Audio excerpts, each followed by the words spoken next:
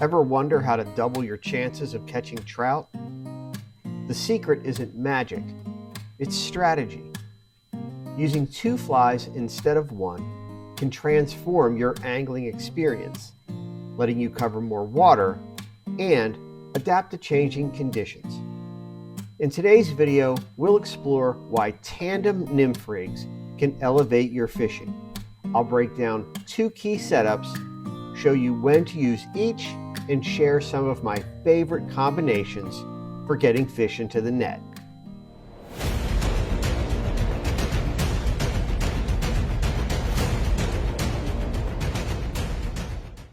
Well, welcome in everybody. Jeff Smecker here from TroutStrike.com. Back in November, I published an article on the website called Why 2 Flies Are Better Than 1. And I want to create a companion video today to go along with that article. So in the article, I break down 2 main types of tandem rigs, and that's what we're going to cover in today's video. The first type that we're going to talk about is the standard tandem rig. That's the one that you're probably most familiar with. There's 3 different types of standard rigs that I'm going to go through with you. There's also the trailer rig, which is a little bit different, and I'm going to talk about one of my favorite trailer rigs. So stick around today and you're going to learn how to fish 2 flies effectively. All right, well, before we get into things even further, I just want to take a minute and encourage you to reach out or connect with me through the comment section. I'd love to get your thoughts on this. I'd love to know some of your experiences. I'm trying to build a community here. I really have enjoyed the last couple of years as I'm learning to make content and just share my experience as an angler. So I really want to encourage you to reach out.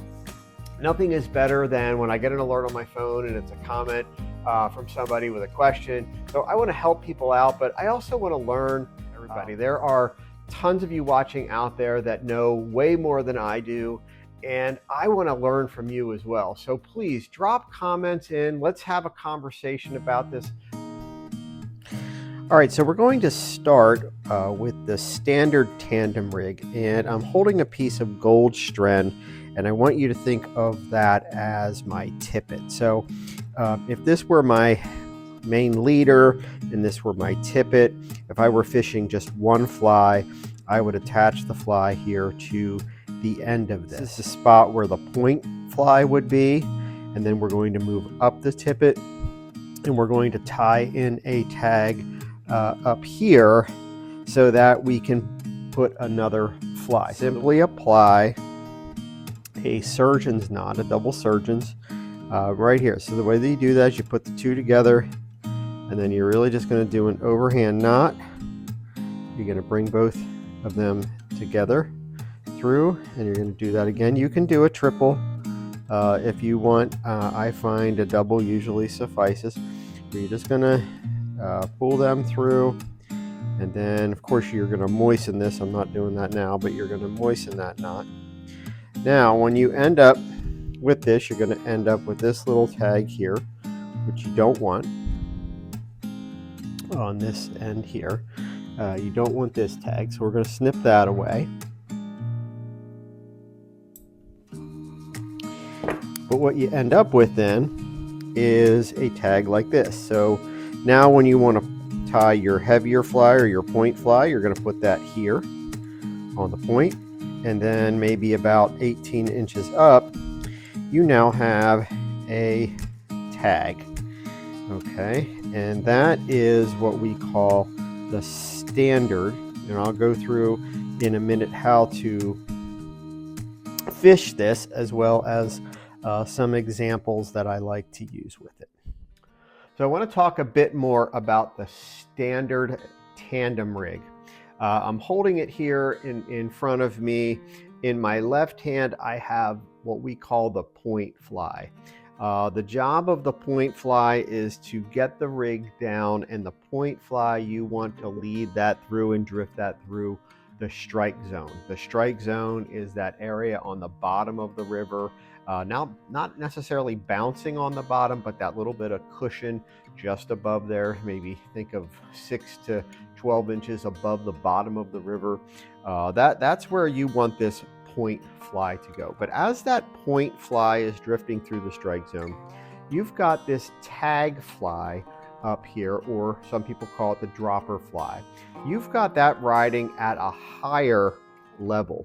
Now, in the winter, I don't use this rig as much because I expect the trout to be down on the bottom for the most time. And we'll talk about a trailer rig a little bit later in the video and how to use that. Because I want to be able to fish not just the strike zone, but I want to be able to fish up here. So as we get into spring, as we get closer and closer to hatch season, the fish are going to start coming up and feeding more regularly. Not that they'll never feed up here in the winter time, but it's more likely you're going to get them down in the strike zone in the winter, right on the bottom. But as we get into warmer weather, as insects start to hatch, you're going to have fish rising up in the column.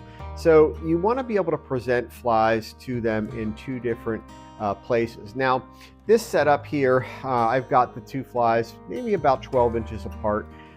You can have that tag fly anywhere from 12 to 24 inches. So if you feel like fish are feeding just under the surface, you may want to put that tag up higher. So it's a really dynamic system that you can raise and lower by adding this tag where you want it. This first one, I call this the heavy and the light.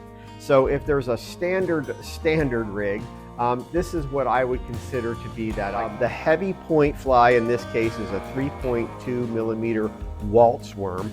So that's my heavy point fly.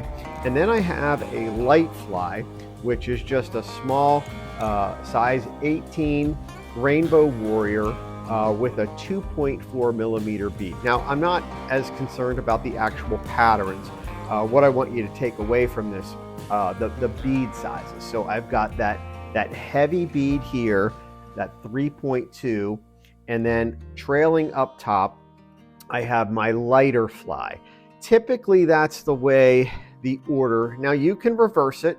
You can put the heavier fly up here and the lighter fly here. There's no rule against that. But in terms of a standard rig, when I kind of have to reset myself, or if I'm getting started, this is the rig that I would say I probably start with most of the time. I want to make sure that my fly's down into the strike zone, and I want to make sure I have something lighter above there. So the heavy and the light. The second one that I want to talk about is the heavyweight rig. So the heavyweight rig, this is something that I might use in the winter if I'm really trying to get down deep, but I might also use this in really fast water situations or deep water, or if there's some runoff.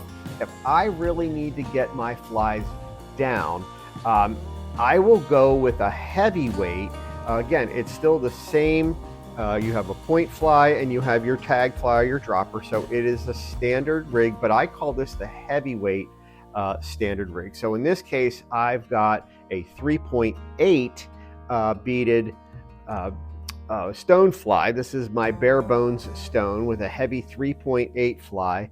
And then up top, I've got a pheasant tail with a CDC collar on there with a 3.2 millimeter. So I've got two really heavy flies. That helps me to get down. So you've got your standard heavy and light, and then you've got your heavyweight.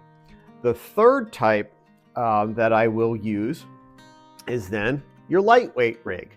So a lightweight rig might look something like this. And this is when you want to start to really pay attention to tippet size. So for today, we're using gold strength so that you can see it. But if I'm fishing a light rig, I'm likely using 6X tippet, maybe even 7X. I'm starting to work with 7X a little bit, getting daring with it. But a lightweight rig is something that I will use in shallower water, heavy, fast riffles, where sometimes you're only fishing in 8 inches of water. Sometimes fish will lay in those fast riffles, and you just want these to kind of be neutrally buoyant.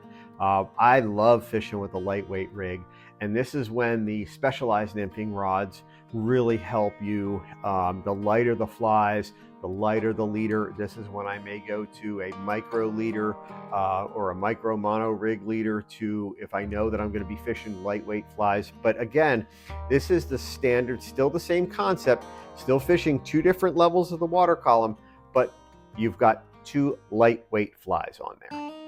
Okay, so we've covered the standard tandem rig and the 3 different types of that standard rig, if you will. And what I want to talk about now, though, is what some people refer to, I've heard it called a tractor trailer or the trailing rig. So again, think of this as the F-150, the Ford F-150. Now I'm going to go ahead and I'm going to put the trailer on. And the way that I'm going to do that is I'm actually going to go back through the eye of the hook there, and then I'm going to tie my clinch knot right there. So in that eye of that hook, you've got 2 pieces of tippet, and now I'm going to just do my clinch knot, and that is the way I'm going to choose to attach my trailer in this case. So now I've got my main fly here, and then I've got this piece of tippet that I can attach something more realistic. So in this case, I'm going to come down and I'm going to pick up my pink pheasant tail, and then I'm going to tie that on like I normally would. And then I've got my trailer rig, and that is how you rig up a trailer rig. A little bit different. You don't have to use the surgeon's knot. You just go right back through the eye of the hook there. But the difference here is you're not really targeting 2 different levels of the water column. You're basically trying to ride a pair of nymphs through the strike zone. I refer to this as the show and the doe. This is an ecstasy egg. This is what I call the show. This is what gets the trout's attention. And then this is the more realistic fly that they end up often eating, which is referred to as the doe. So you have the show and the doe. This particular combination has worked really well for me this winter. But the difference with it is when you're fishing this, unlike with the standard where you're fishing the tag fly up here and the point fly down here, this is actually the heavier fly. Now you can fish 2 heavy flies in the system. So take that concept of the 3 different kind of standard, and you can apply that here as well with a trailer rig. But in general, when you're fishing a trailer rig, you're trying to get down to the bottom. So your first fly is usually something heavy. I really like an egg pattern for this one. Most of the time I'm fishing a trailer rig, it is in the winter when I expect fish to be down on the bottom. So I have confidence in an egg pattern in the winter for starters. And second, I just like the way the sink, I like the way they kind of roll along the bottom in the winter. And then trailing behind it is that second fly. I typically will have a heavy and a light in this system. You can do a heavy and a heavy or a light and a light, but again, when you're trailering something, you're not really trying to ride high in the strike zone. You're in the water column, rather, you're trying to get it down in the strike zone. So I'm almost always trailering a heavy fly at the lead. So think of this as the Ford F-150, and then this is the little trailer that you've just got towing behind it. And this is just a great way to fish 2 flies. My friend Scott Major, if you know his videos from PA Woods and Water, he actually fishes this system, but he fishes 3 flies. So he'll actually start usually with a glow bug or something like this, an ecstasy egg, and then he'll tie a fly here, and then he'll actually have a third. I will do that occasionally. I find the more flies that I have on the end of my tippet, the more tangles I end up with. But so I generally fish 2, but you can, just keep going and fish a third fly. Scott is awesome at that, but I generally stick to 2. So that's the trailer rig, and that is just a different way to fish 2 flies in a system. All right, so thanks for hanging with me today. Remember, when we're talking about two fly systems, we have two main categories. We have that standard tandem rig where you're fishing multiple levels of the water column. So you've got your point fly and then you've got your tag fly above that. When you want to target just that strike zone or just the bottom of the river, your better choice is probably then to go with a trailer rig. One of the things that I like about the two fly system is that the possibilities are endless. I'm not going to go through all of the different patterns that I can use here, but what I can say is getting two flies to work together is going to help you to catch more fish. It is not always the best method to have two flies on. There are times when a single nymph is the best way to approach a situation.